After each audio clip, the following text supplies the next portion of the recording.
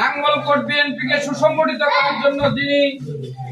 দীর্ঘদিন থেকে পরিশ্রম করে এসেছেন,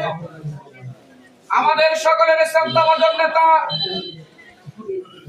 নাঙ্গলকোট উপজেলা বিএনপির সম্মানিত আহ্বায়ক, কুমিল্লা দক্ষিণ জেলা বিএনপির যুগ্ম সম্মানিত সিনিয়র যুগ্ম আহ্বায়ক,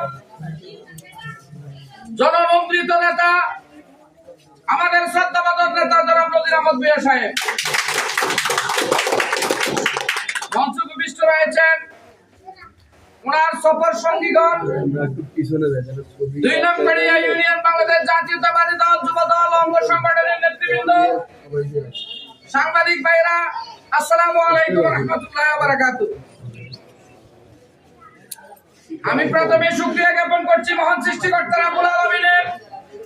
যার অশেষ মেহেরবানিতে আজকের এই পড়ন্ত বিকেলে